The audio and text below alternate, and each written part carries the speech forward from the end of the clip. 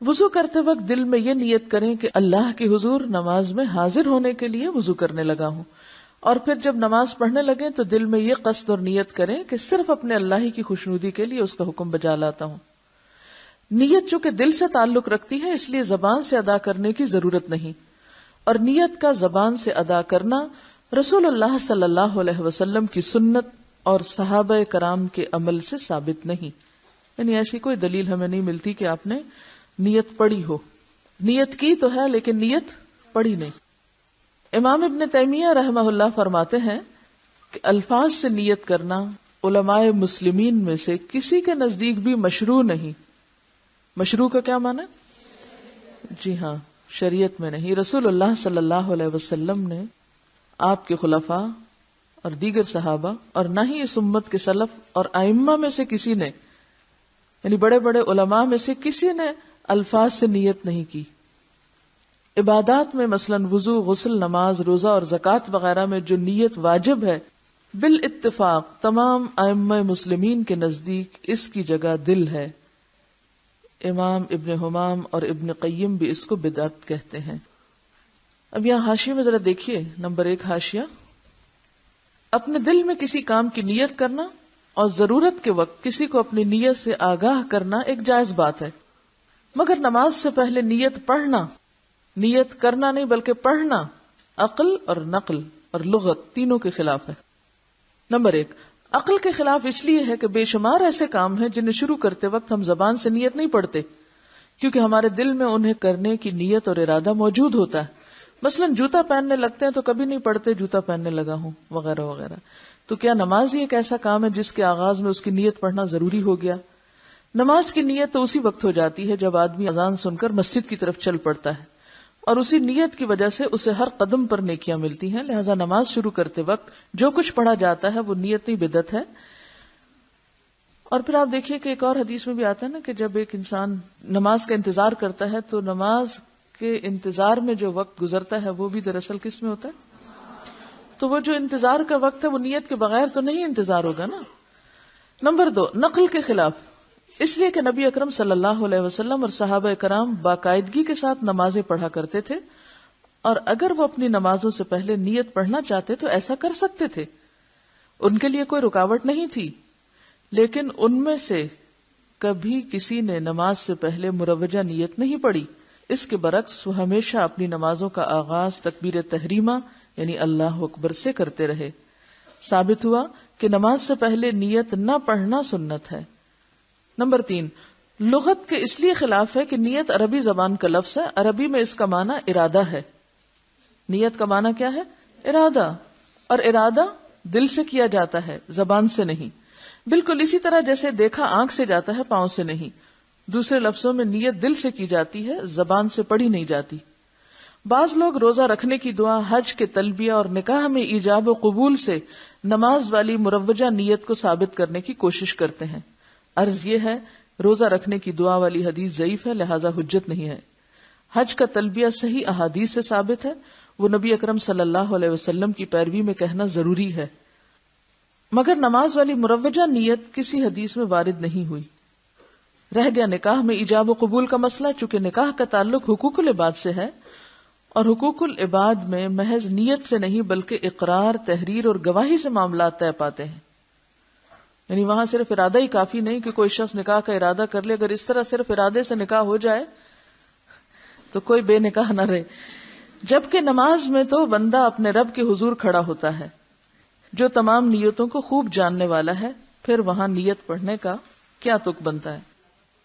قیام۔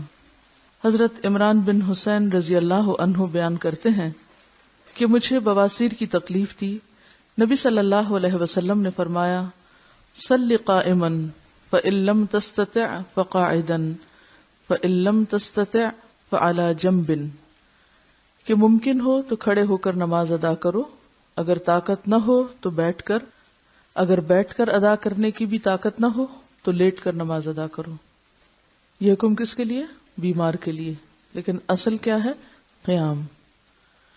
نبی صلی اللہ علیہ وسلم نے دیکھا کہ کچھ لوگ بیٹھ کر نمازیں ادا کر رہے ہیں۔ آپ نے فرمایا، بیٹھ کر نماز ادا کرنے والے کو کھڑے ہو کر نماز ادا کرنے والوں کی نسبت نصف ثواب ملے گا۔ نبی صلی اللہ علیہ وسلم کی عمر زیادہ ہو گئی تو آپ نے جائے نماز کے قریب ایک ستون تیار کرایا جس پر آپ نماز کے دوران ٹیک لگاتے تھے، یعنی پھر بھی بیٹھتے نہیں تھے، ٹیک لگا لیتے تھے لیکن کھڑے ہو کے پڑھتے تھے۔ تو اس سے پتہ چلتا ہے کہ قیام بے حد ضروری ہے۔ نبی صلی اللہ علیہ وسلم رات کا بڑا حصہ کھڑے ہو کر نوافل ادا کرتے اور کبھی بیٹھ کر، یعنی فرض نماز تو آخر عمر تک آپ نے کھڑے ہو کر پڑھی، لیکن نوافل کبھی بیٹھ کر بھی۔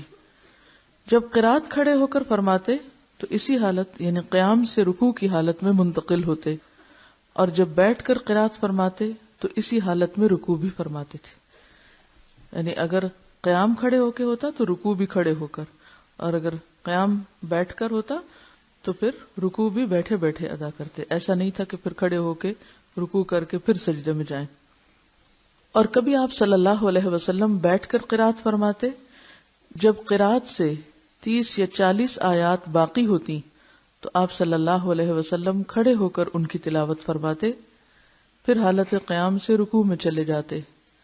دوسری رکعت میں بھی آپ صلی اللہ علیہ وسلم کا یہی معمول ہوتا، یعنی کبھی آپ بیٹھ کر بھی قرات فرماتے، جب 30-40 آیات باقی ہوتی تو کھڑے بھی ہو جاتے۔ تو اس سے کیا پتہ چلتا ہے کہ ایک ہی رکعت آدھی بیٹھ کے اور آدھی کھڑے ہو کر بھی ادا کی جا سکتی ہے، خاص طور پر جب طویل قیام ہو۔ اس حالت میں پھر رکوع دوبارہ بیٹھ کے نہیں کیا جائے گا، بلکہ جو آخری پوزیشن ہوگی کھڑے ہونے کی یا بیٹھنے کی، مثلا اگر آپ شروع میں کھڑے رہے اور پھر آدھے کے بعد بیٹھ گئے تو پھر رکوع بھی بیٹھ کر ہوگا، اور اگر آپ پہلے کھڑے ہو کے پڑھ رہے تھے پھر بیٹھ گئے اور پھر کھڑے ہو گئے تو پھر رکوع بھی قیام کی حالت میں ہوگا۔ دوسری رکعت میں بھی آپ کا یہی معمول ہوتا۔ تکبیر اولا، اولا کا کیا مطلب ہوتا ہے؟ پہلی۔ قبلہ کی جانب منہ کر کے اللہ اکبر کہتے ہوئے رفع الیدین کرے۔ رفع کا معنی ہوتا ہے بلند کرنا، یدین ہے دونوں ہاتھ، دونوں ہاتھوں کو بلند کریں، یعنی دونوں ہاتھوں کو کندھوں تک اٹھائیں، کندھوں تک۔ بعض روایات میں کانوں تک بھی آتے ہیں لیکن کانوں کو چھونے کی ضرورت نہیں، کندھوں تک۔ حضرت عبداللہ بن عمر فرماتے ہیں رأیت النبی صلی اللہ علیہ وسلم افتتح التکبیر فی الصلاة فرفع یدیہ حین یکبر حتی یجعلہما حذو منکبیہ۔ میں نے نبی صلی اللہ علیہ وسلم کو دیکھا، آپ نے نماز کی پہلی تکبیر کہی اور اپنے دونوں ہاتھ کندھوں تک اٹھائے۔ ہاتھ اٹھاتے وقت انگلیاں نارمل طریقے پر کھلی رہیں، یعنی انگلیوں کو تکلف سے سیدھا اکڑانے کی ضرورت نہیں ہے، بلکہ نارمل طریقے سے جیسے آپ کی عموماً کھلتی ہیں، کسی کا ہاتھ زیادہ کھل جاتا ہے کسی کا تھوڑا کم، لیکن ڈھیلا بھی نہیں چھوڑنا اور اکڑانا بھی نہیں، نارمل رکھنا ہے۔ انگلیوں کے درمیان زیادہ فاصلہ کریں، نہ انگلیاں ملائیں، یعنی نہ تو انگلیاں کھولیں کہ جیسے پورے ہاتھ کھول دیے جاتے ہیں پنجہ، اور نہ ہی آپ ان کو آپس میں جوڑیں، بلکہ بس اٹھاتے وقت جتنا وہ نارملی کھلیں یا ان کے درمیان فاصلہ ہو بس اتنا ہی ٹھیک ہے۔ ایسا کیوں کرنے کو کہا گیا؟ خشوع برقرار رکھنے کے لیے کہا گیا ہے، تاکہ کوئی چیز آرٹیفیشلی تکلفاً یا مصنوعی طریقے سے نہ ہو، یا کوئی ٹینشن اپنے اوپر نہ لی جائے، بلکہ نیچرل طریقے سے، نارمل طریقے سے فرض ادا کیا جائے۔ رسول اللہ صلی اللہ علیہ وسلم دونوں ہاتھ کندھوں تک اٹھاتے۔ نبی اکرم صلی اللہ علیہ وسلم کبھی کبھی ہاتھوں کو کانوں تک بلند فرماتے، یعنی دونوں طریقے ملتے ہیں، کبھی یعنی بالکل برابر ہی اور کبھی ذرا اونچا بھی، یعنی اس میں اتنا کوئی بہت فرق نہیں ہے، سر تک تو نہیں لے جانا، یعنی کانوں اور کندھے میں تھوڑا سا ہی فرق پڑتا ہے۔ شیخ البانی فرماتے ہیں کہ رفع یدین کرتے وقت ہاتھوں سے کانوں کو چھونے کی کوئی دلیل نہیں ہے، ان کا چھونا بدعت ہے یا وسوسہ۔ وسوسہ کیا کہ شیطان کہتا نہیں ابھی تم نے صحیح نہیں اٹھائے، پہلے جب تک وہاں ناپ کے نہ دیکھو یا ٹچ کر کے نہ دیکھو کان کہ صحیح جگہ تک پہنچے ہیں کہ نہیں، تو یہ طریقہ درست نہیں ہے۔ بس اس وقت بہت کانشیس ہونے کی ضرورت نہیں ہے، ہاتھ اٹھانا ہی اصل چیز ہے۔ مسنون طریقہ ہتھیلیاں کندھوں تک یا کانوں تک اٹھانا ہے۔ ہاتھ اٹھانے کے مقام میں مرد اور عورت دونوں برابر ہیں، ایسی کوئی حدیث موجود نہیں جس میں یہ تفریق ہو کہ مرد کانوں تک اور عورتیں کندھوں تک بلند کریں۔ پھر دایاں ہاتھ بائیں ہاتھ پر رکھ کر سینے پر باندھ لیں۔ دایاں ہاتھ بائیں ہاتھ پر رکھ کر سینے پہ باندھ لیں۔ کس طرح؟ سینے پر ہاتھ باندھنا۔ حضرت وائل بن حجر رضی اللہ عنہ کہتے ہیں کہ میں نے رسول اللہ صلی اللہ علیہ وسلم کے ساتھ نماز پڑھی تو آپ نے اپنے ہاتھ یعنی دایاں ہاتھ بائیں ہاتھ پر رکھ کر سینے پہ باندھے تھے۔ حضرت حلف رضی اللہ عنہ فرماتے ہیں کہ میں نے رسول اللہ صلی اللہ علیہ وسلم کو سینے پر ہاتھ رکھے ہوئے دیکھا۔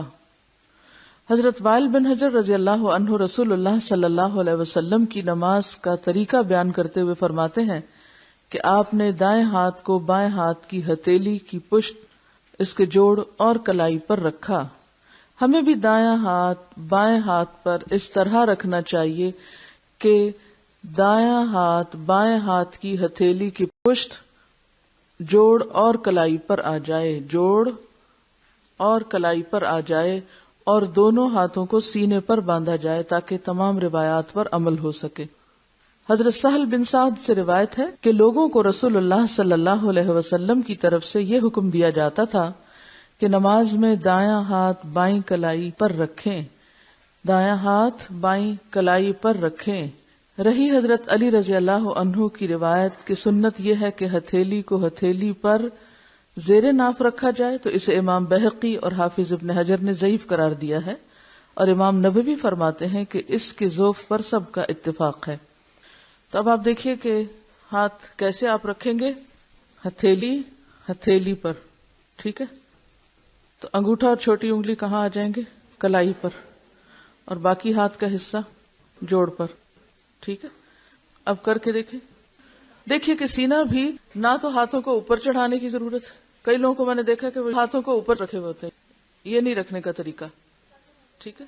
کئی لوگ اپنے کندھے بھی ساتھ سکیڑ لیتے ہیں اور وہ سمجھتے کہ شاید بہت ہی اونچا چڑھا کے اوپر رکھنا مراد ہے۔ اس میں آپ دیکھیے کہ نارمل اور نیچرل طریقے سے کھڑے ہوں۔ عورتوں اور مردوں کی نماز میں کوئی فرق نہیں۔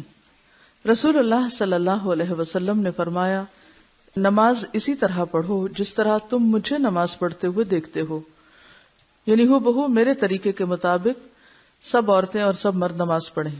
صلو جمع کا صیغہ ہے، جیسے یا ایھا الذین آمنوا ہوتا ہے جس میں سب شامل ہوتے ہیں۔ پھر اپنی طرف سے یہ حکم لگانا کہ عورتیں سینے پہ ہاتھ باندھیں، مرد زیر ناف، عورتیں سجدہ کرتے وقت زمین پر کوئی اور شکل اختیار کریں، مرد کوئی اور، یہ دین میں مداخلت ہے۔ یاد رکھیں کہ تکبیر تحریمہ سے شروع کر کے السلام علیکم ورحمۃ اللہ کہنے تک عورتوں اور مردوں کے لیے ایک ہی شکل اور ایک ہی ہیئت ہے نماز کی۔ سب کا قیام، رکوع، قومہ، سجدہ، جلسہ استراحت، قعدہ اور ہر مقام پر پڑھنے کی دعائیں یکساں ہیں۔ رسول اللہ صلی اللہ علیہ وسلم نے مرد اور عورت کی نماز کے طریقے میں کوئی فرق نہیں بتایا۔ اگر کچھ روایات ہیں بھی تو وہ ضعیف ہیں، یا زیادہ تر آپ کو ائمہ کے اقوال ملیں گے۔ سینے پر ہاتھ باندھ کر یہ دعا پڑھیں۔ حضرت ابو ہریرہ رضی اللہ عنہ روایت کرتے ہیں کہ رسول اللہ صلی اللہ علیہ وسلم تکبیر اولی اور قرات کے درمیان کچھ دیر چپ رہتے، اللہ اکبر اور سورۃ فاتحہ کے درمیان کچھ دیر چپ رہتے۔ بس میں نے کہا، میرے ماں باپ آپ پر قربان، اے اللہ کے رسول صلی اللہ علیہ وسلم، آپ تکبیر اور قرات کے درمیان خاموش رہ کر کیا پڑھتے ہیں؟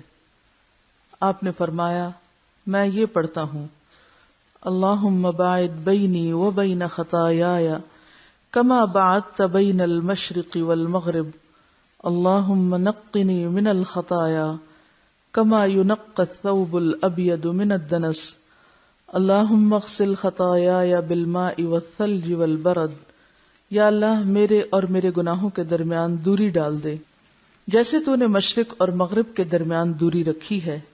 اے اللہ مجھے گناہوں سے اس طرح پاک کر جیسا کہ سفید کپڑا میل سے پاک کیا جاتا ہے۔ اے اللہ میرے گناہ اپنی بخشش کے پانی، برف اور اولوں سے دھو ڈال۔ اصل میں پانی کے بعد برف اور اولوں کا ذکر جو ہے یہ طہارت میں مبالغہ بھی ہے۔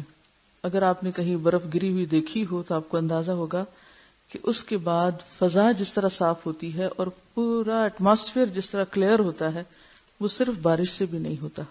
یعنی جتنی پولوشن برف باری کے بعد ختم ہوتی ہے اور جس طرح ہر طرف سفید چادر تن جاتی ہے، اور رات کے وقت بھی ایسی گلیئر اٹھتی ہے اس سفید برف سے کہ یوں لگتا ہے کہ دن چڑھا ہوا ہے یا کہیں نہ کہیں تیز چاند چمک رہا ہے۔ اور یہ اسی پچھلے مجھے رمضان کے بعد جب میں باہر تھی تو اتنی شدید برفباری دیکھنے کا اتفاق ہوا. جب میں آدھی رات کے وقت اٹھی تو واش روم میں گئی تو میں نے دیکھا کہ باہر کچھ جیسے روشنیاں ہیں، اور وہ کیا تھی کہ برف کی گلیئر تھی.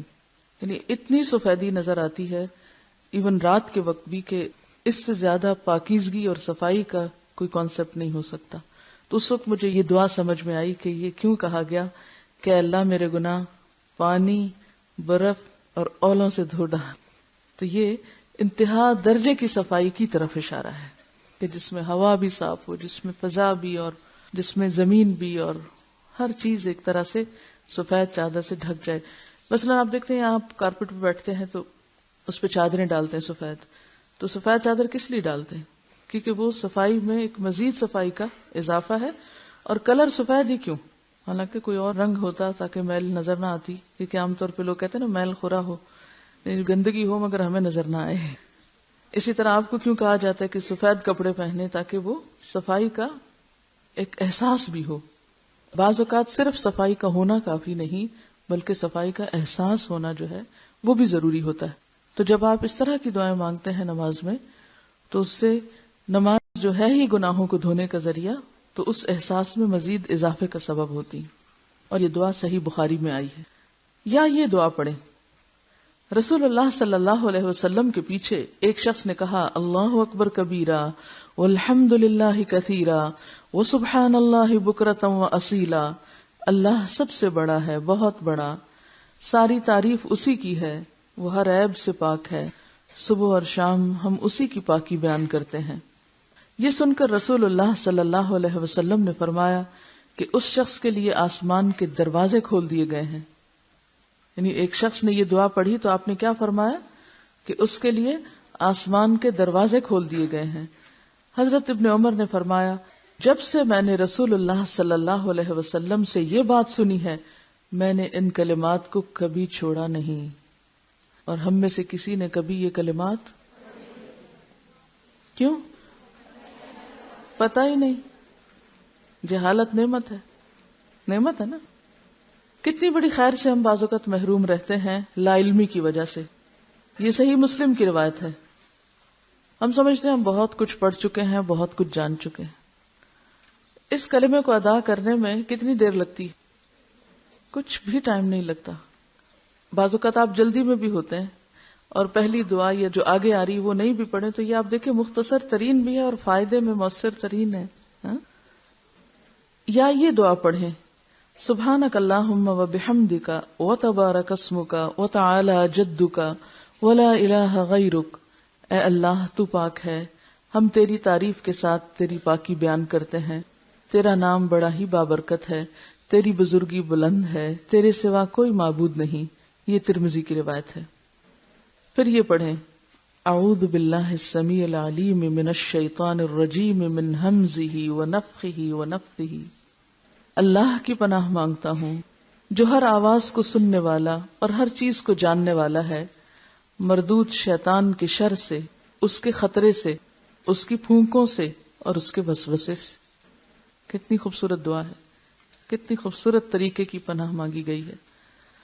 اعوذ باللہ السمیع العلیم من الشیطان الرجیم من ہمزہ ونفخہ ونفثہ.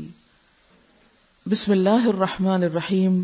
الحمد للہ رب العالمین الرحمن الرحیم مالک یوم الدین ایاک نعبد و ایاک نستعین اہدنا الصراط المستقیم صراط الذین انعمت علیہم غیر المغضوب علیہم ولا الضالین آمین. اللہ کے نام سے شروع کرتا ہوں جو نہایت رحم فرمانے والا بے حد مہربان ہے.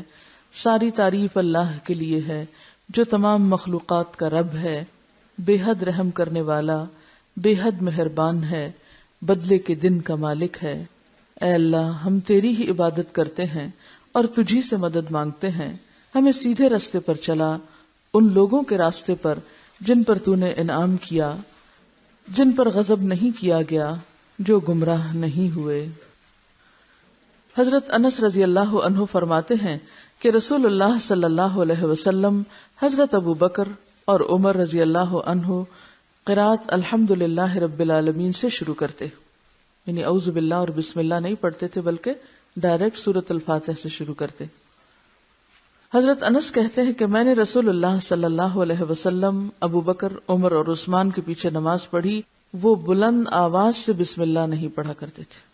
ٹھیک ہے، یعنی دل میں پڑھتے تھے.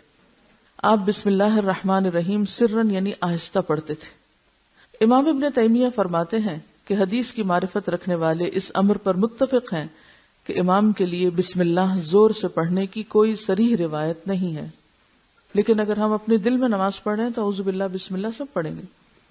اگر نماز میں جمائی آ جائے تو اسے حد الوسع روکیں، نہ رکے تو منہ پر ہاتھ رکھیں اور آواز بلند نہ کریں، کیونکہ جمائی لیتے وقت بلند آواز کرنا جو ہے وہ نماز میں خلل کا ذریعہ ہے. یہ جو دعائیں آپ نے پڑھی ہیں ان کو ذرا ایک دفعہ دہرا لیتے ہیں. اللهم باعد بيني وبين خطاياي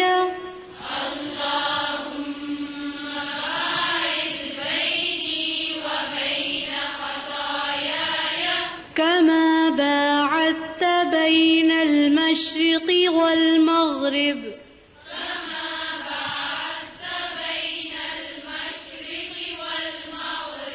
اللهم نقني من الخطايا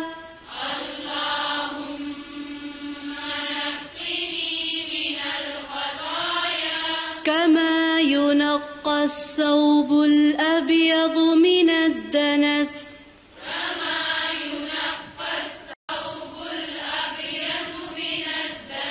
اللهم اغسل خطاياي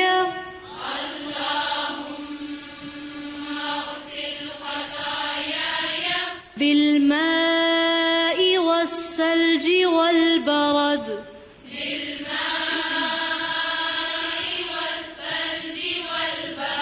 سبحانك اللهم وبحمدك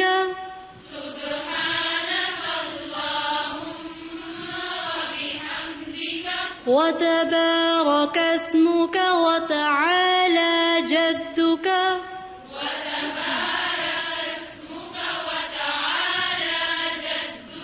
ولا إله غيرك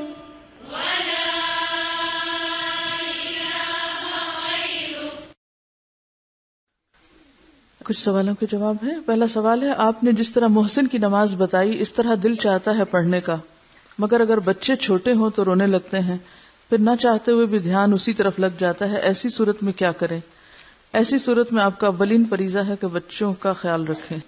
آپ دیکھیں کہ ایک ہوتی ہے کون سی سچویشن، وہ کن کے لیے ہے؟ جن کے بچے چھوٹے نہیں. تو یہاں میرا خیال ہے اکثریت انہی کے بیٹھی ہوئی ہے جن کے پاس چھوٹے بچے نہیں. ہاں یہ الگ بات ہے کہ انہوں نے اپنے لیے اور کئی کھیل کھلونے رکھے ہوئے ہیں جن میں مشغولیت کی وجہ سے وہ نماز کی طرف پوری توجہ نہ کریں. اور اب دیکھیے کہ بچوں کا چھوٹا ہونا اور عورت کا ان ساری کیفیات سے گزرنا یہ بالکل ایک نیچرل سی چیز ہے، اور اللہ تعالیٰ کو سب معلوم ہے کہ کون کس حالت میں ہے، کس کیفیت میں ہے. ایون بچے چھوٹے بھی ہوں تو ایسا نہیں ہوتا کہ سارا وقت بچے جاگ ہی رہے ہوں. مثلاً آپ جب وہ سو جائیں پھر عشاء کی نماز پڑھ سکتے ہیں، یا فجر کی، یا تہجد کی، یا دن میں کسی وقت، کیونکہ ہمیشہ بچے ایک حالت میں نہیں رہتے، بچے بھی ایک حالت سے دوسری حالت میں چلتے چلے جاتے ہیں. اور جب ایسا وقت ہو کہ بچے واقعی بہت چھوٹے ہیں اور بہت پریشان کن حالات ہوں تو پھر اللہ تعالیٰ جانتا ہے کہ کون کس مشکل میں ہے. لا یکلف اللہ نفسا الا وسعہا. لیکن ہمیں ہمیشہ عذر نہیں، کیا تلاش کرنا ہے؟ عزیمت کی راہیں اختیار کرنی ہے. ساری مشکلات کے باوجود اپنے لیے بہتری اور ترقی اور آگے بڑھنے کے راستے ہی دیکھتے چلے جانا ہے. ٹھیک ہے. اگلا سوال ہے، میں گورنمنٹ اسکول میں جاب کرتی ہوں، چھٹی 1:30 بجے ہوتی ہے جبکہ قریبی مسجد میں اذان 1:45 بجے ہو جاتی ہے. کیا میں اسکول میں اذان کے فوراً بعد نماز پڑھ سکتی ہوں؟ اس سے اسکول کے وقت میں امانت میں خیانت تو نہ ہوگی؟ کیا جواب دیں گے؟ اگر تو آپ کلاس نہیں لے رہے اور کوئی ایسا کام بھی نہیں ہے اس وقت، بعض اوقات اسٹاف محض گپ شپ کر رہا ہوتا ہے اسٹاف روم میں، اور چونکہ چھٹی کے وقت قریب ہے تو اس وقت بیٹھ کے کوئی آفس کا ورک بھی نہیں، کوئی ہوم ورک کی کاپیاں وہ آپ گھر لے جا رہے ہیں، تو گویا وہ کام جو آپ اسکول میں کر سکتے تھے وہ آپ گھر پہ لے جا رہے ہیں، اور گھر کا وقت جو ہے وہ اسکول کے وقت کو دے رہے ہیں، تو اس صورت میں آپ ادلا بدلا تھوڑا سا اگر کر لیں تو کوئی حرج نہیں، کیونکہ بہرحال اول وقت میں نماز جو ہے وہ افضل ہے. یعنی یہ صرف اس صورت میں ہے کہ جب آپ سمجھتے ہیں کہ اس وقت کا جو کام ہے وہ میں چھٹی کے بعد بھی کر سکتی ہوں.